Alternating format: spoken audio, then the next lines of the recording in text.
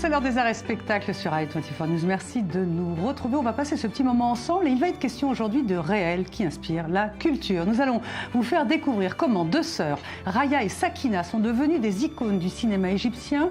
Au tout début du XXe siècle, ces deux femmes ont tué une vingtaine de riches caïrotes. Leur destin fait l'objet de films et de pièces de théâtre en Égypte. Dans ce journal également du réel, avec le magnifique destin du consul du Portugal à Bordeaux, Aristide de Sousa Mendes, vous le savez peut-être. En 1940, il a désobéi à une circulaire et a sauvé de la mort plus de 30 000 personnes. Un magnifique roman lui est consacré. Il sort en France aux éditions Gallimard, titré Le Consul, écrit par Salim Bachi. Nous serons en ligne avec l'auteur. Et puis enfin, réel toujours, le tourisme à Gaza, Jenin ou Toul-Karem. Le centre franco-allemand de Ramallah lance un guide touristique en ligne destiné à des touristes palestiniens et internationaux. Une première qui évite habilement les questions de politique et de frontières. Voilà pour le sommaire, bienvenue si vous nous retrouvez. Nous allons partir en Égypte, l'Égypte du début du XXe siècle, cosmopolite et coloniale. Entre le protectorat anglais et les comptoirs français, deux femmes très pauvres, Raya et Sakina Ali Hammam, ont mis leur pays à feu et à sang. Deux sœurs qui sont devenues ensuite des icônes du cinéma et du théâtre. La France a eu Les Bonnes de Jean Genet ou le film La Cérémonie de Claude Chabrol. Et bien l'Égypte a Raya et Sakina, Daniel Campos avec Sandy Fortis. Alexandrie, la perle de la Méditerranée, la deuxième plus grande ville d'Égypte après le Caire, fondée en 331 avant JC par Alexandre le Grand. Ville natale d'Omar Sharif, de Youssef Cheyne, mais aussi de Georges Moustaki et Demis Roussos, entre autres, Alexandrie est aussi connue pour son célèbre phare et pour avoir été la plus grande bibliothèque du monde antique. Un autre fait important a rendu la ville célèbre, mais célèbre en Égypte seulement. Entre 1920 et 1921, 17 femmes ont été portées disparues. Les personnes responsables de ces disparitions, de ces meurtres, sont deux femmes très pauvres, les sœurs Abdel Al, Raya et Sakina.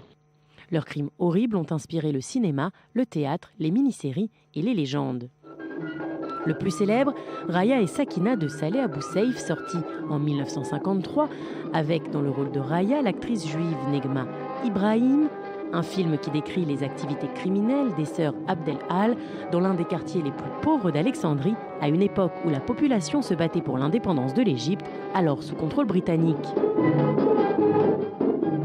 En 1985, une autre version de Raya et Sakina voit le jour et remporte autant de succès. Selon toute vraisemblance, Raya et Sakina auraient monté avec l'aide de leurs époux un réseau de drogue et de prostitution dans le quartier de Laban à Alexandrie.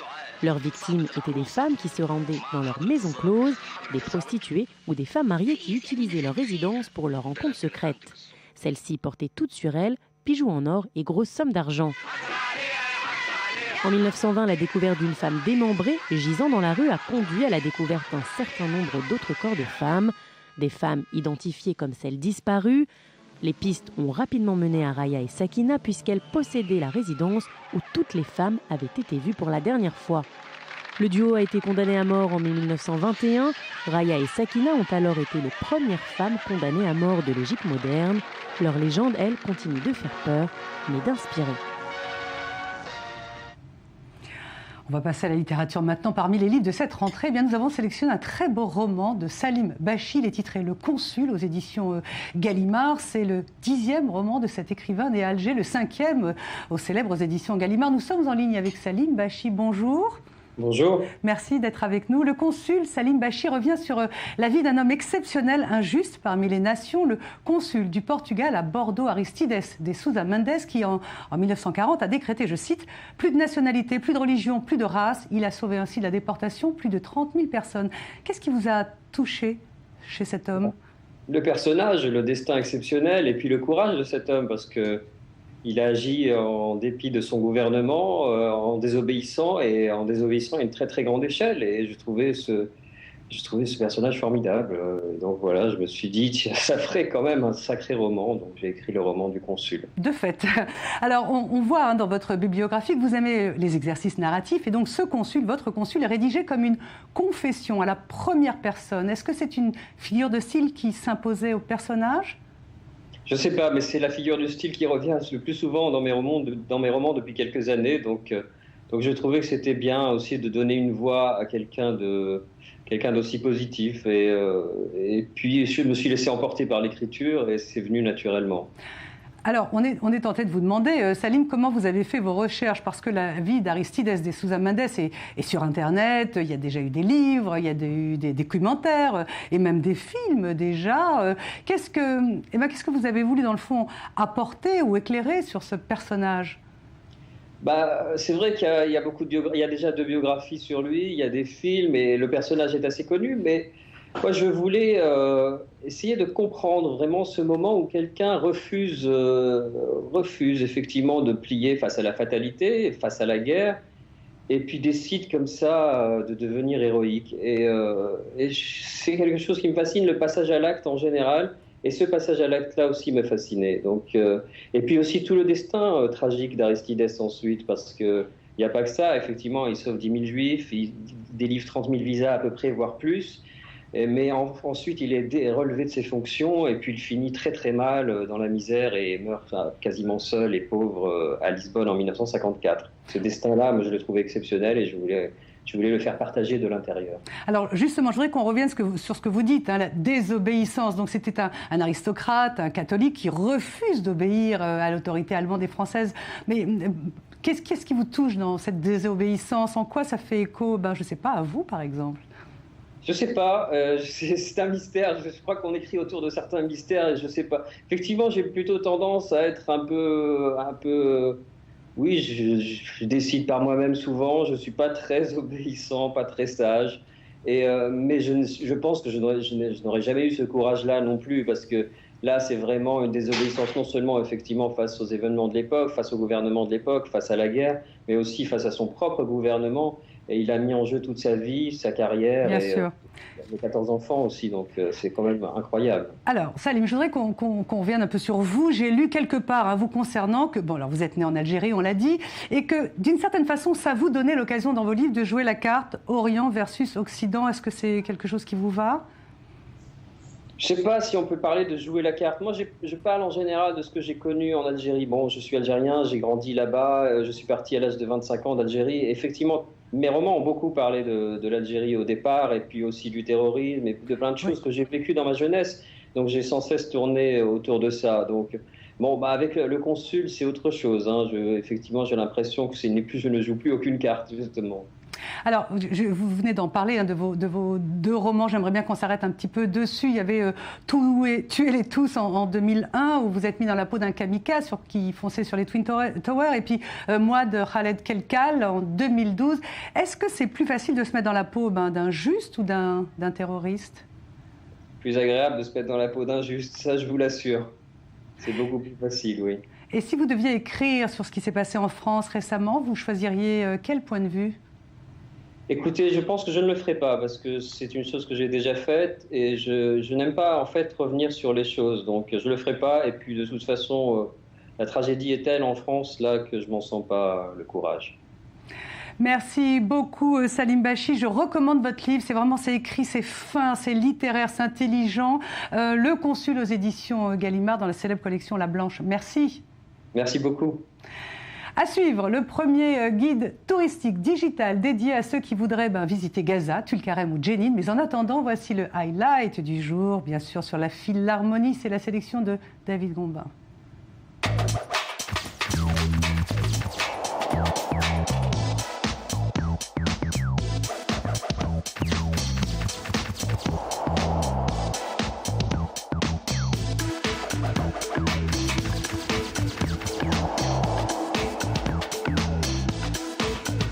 La Philharmonie de Paris a enfin ouvert ses portes. Après 8 ans de travaux, le bâtiment gigantesque surnommé le Centre Pompidou de la musique par son père spirituel Pierre Boulez peut enfin accueillir le public parisien. 1270 programmations prévues d'ici le mois de juin, dont 70 concerts de musiques actuelles, jazz et musique du monde et 150 concerts de répertoire baroque, classique et contemporain. Près de 500 musiciens, 2 orchestres résidents et 3 formations d'associés seront invités à y jouer. De nombreux ateliers et activités éducatives y sont aussi proposés aux adultes et aux enfants, mais aussi des expositions temporaires et permanentes, ainsi qu'une médiathèque dotée de 55 000 documents numériques et 70 000 documents physiques tels que CD, DVD et partitions. Un paradis sur Terre pour les amoureux de la musique.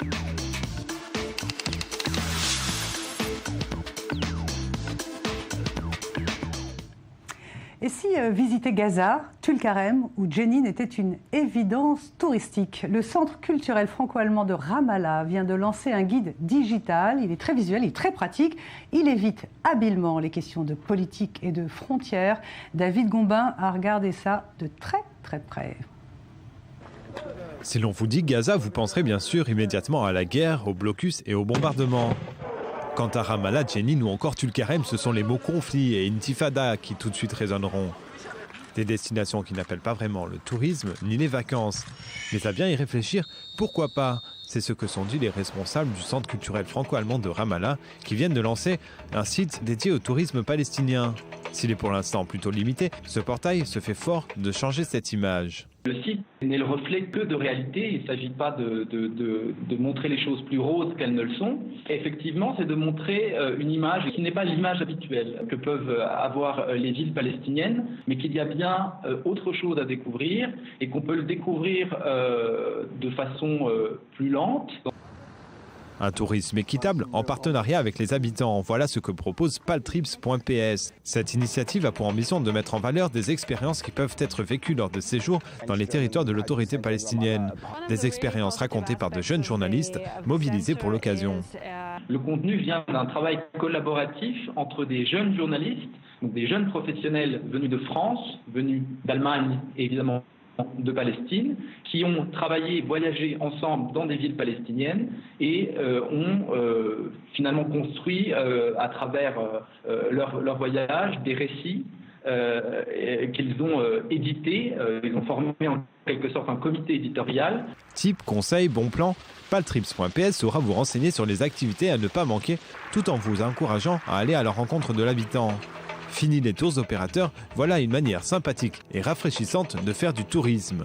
Si vous vous rendez sur Palestine, vous allez finalement être en contact grâce à notre site avec beaucoup d'organisations petites ou grandes qui sont en fait des partenaires aussi de paltrips.ps et qui vont vous montrer dans un endroit très spécifique, par exemple une partie de Jérusalem, par exemple à Bethléem, par exemple à Jenin, vont vous montrer sur quoi ils travaillent, qu'est-ce qu'ils font. Ça peut être du commerce équitable, ça peut être des parcours culturels.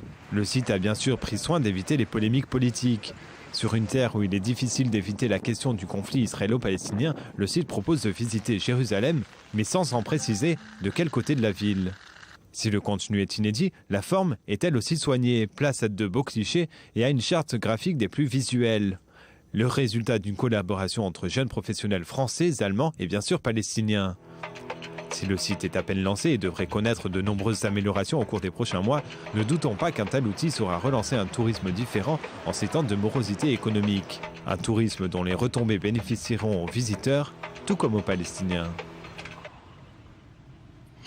Allez, on va faire un autre tourisme maintenant. On va partir dans les montagnes glacées de l'Alpe d'Huez en France avec vous, Laetitia Loreni. Bonjour, vous êtes là? Bonjour Valérie, oui, je suis là. Vous suivez pour nous le festival du film comique de l'Alpe d'Huez. Il s'est ouvert hier sur une touche d'humour, j'espère. Alors tout à fait, après les événements dramatiques de Charlie Hebdo et de l'hypermarché, de l'hypercachère, donc le festival du film comique avait une tonalité assez particulière, mais l'ambiance était quand même à la fête. Le public avait tout de même envie de rire. Frédéric Lopez, qui est donc le maître de cérémonie de ce festival, a rappelé que parmi les 7 expressions universelles du visage, on avait connu la semaine dernière la surprise, la colère, la peur, le dégoût ou encore le mépris, mais que le festival d'Alpe d'Huez, là on allait vivre l'expression de la joie et que ça devait prendre le dessus. Et Gad Elmaleh, qui est président du jury cette année, a tout de suite déclaré en montant sur scène qu'il fallait que le rire nous rassemble et qu'il fallait continuer à regarder la vie et à la critiquer. Et puis très vite, l'ambiance est repartie après sur une note d'humour, même si on a quand même senti que Gad Elmaleh avait envie d'en dire un peu plus sur le sujet. D'ailleurs, il va s'entretenir avec nous ce week-end sur la question. Laetitia, bien évidemment, il y a eu aussi un hommage aux attentats commis à Charlie Hebdo. Le film d'ouverture est signé de Dominique Farrugia, Bis. Vous l'avez vu, c'est bien? C'est à mourir de rire. C'est aussi un film qui a beaucoup d'émotions. Dominique Farrugia, s'est beaucoup manifesté sur les réseaux sociaux quant aux événements de la semaine passée. Mais hier, il promouvait son film et d'ailleurs le public était ravi. Et on a entendu une salle en délire. Ça faisait du bien d'entendre ces rires de l'audience. Il était ravi qu'Admira des Franck Dubosc ne se sont pas du tout exprimés sur le sujet de Charlie Hebdo ou de l'hyper cachère, mais ils ont défendu tant bien que mal ce film sur le ton de l'humour. Merci Laetitia, on vous laisse sur vos moon boots avec votre doudoune. Merci à vous. Voilà, on va vous retrouver. Merci beaucoup. C'est la fin de ce Culture Mag. On va se retrouver demain à la même heure. Merci de votre fidélité. À demain, juste après, c'est l'info sur i24 News.